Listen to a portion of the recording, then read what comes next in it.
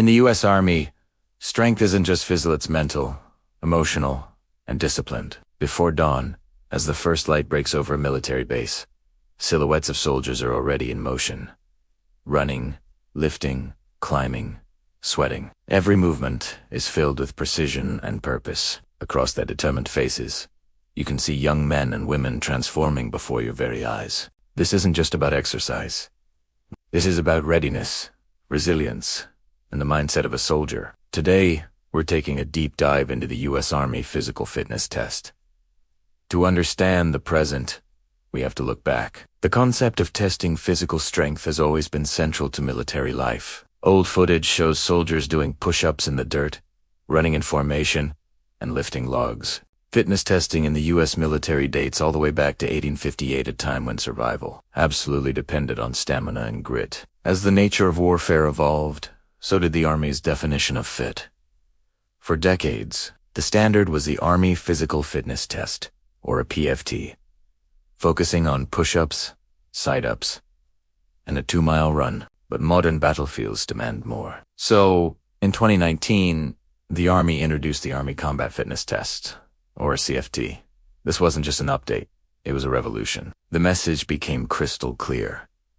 The Army no longer measures fitness just in repetition counts, but in combat readiness, the ability to endure, adapt, and overcome whatever the mission throws at you. So, what does it take to pass the ACE? It's a series of 6 events, each designed to test a different form of strength and functional fitness. Let's break them down.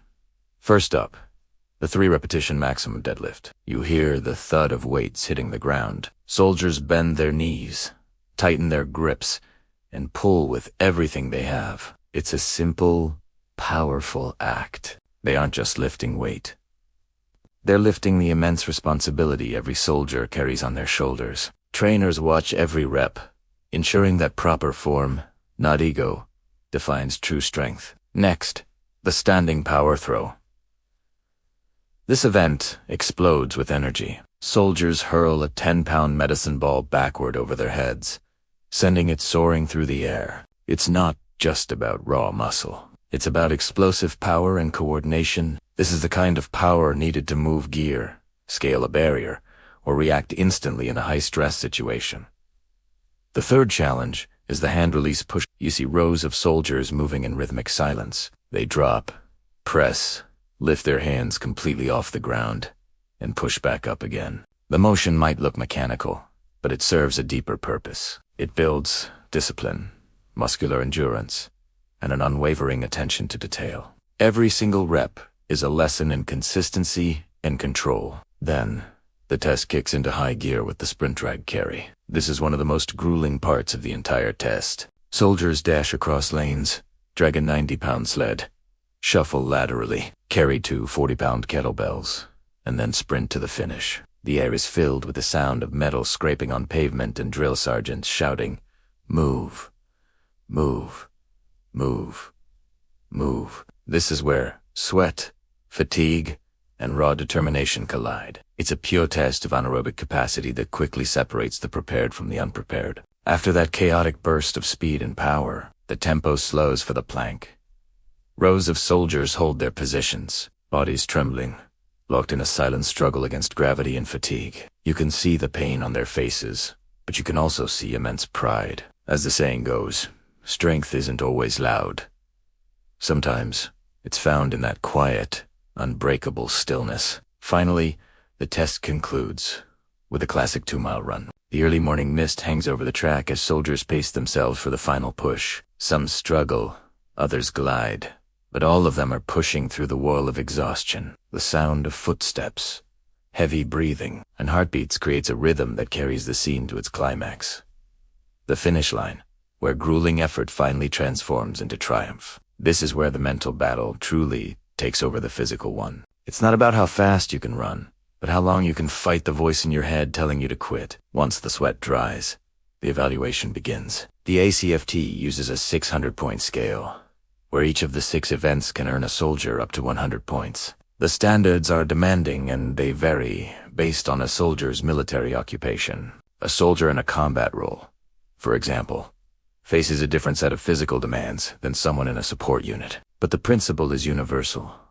Excellence is measurable, and it must be earned.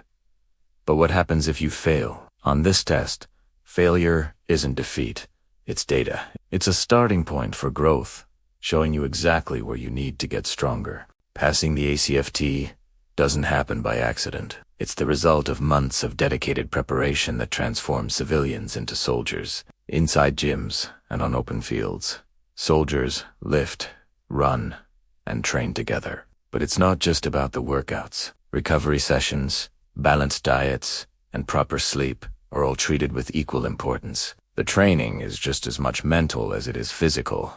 As one soldier puts it, it's not about looking strong. It's about knowing I can carry my brother when it counts. Another adds, the hardest part isn't the white hits, the doubt in your own mind. The ACFT isn't something you just do once. It's a standard you prepare for every single day. Ultimately, the ACFT is more than just a measurement of fitness. It's a declaration of readiness. It represents loyalty to your unit, the resilience to never quit, and the unity that binds soldiers together. You see it in the way they cheer for one another, pushing teammates to finish that last grueling sprint and clapping as others succeed. There are smiles, high fives, and moments of shared exhaustion that forge an unbreakable camaraderie. The deeper philosophy of the Army shines through. Individual fitness is important, but it's all in service of collective strength. The Army Combat Fitness Test defines what it means to be mission-ready body, mind, and spirit. For those who take it, it's more than a test. It's a transformation. Train hard. Lead strong. Serve with honor. Thanks so much for watching. If you found this look into the ACFT inspiring, make sure to hit that like button and subscribe for more content. See you in the next one.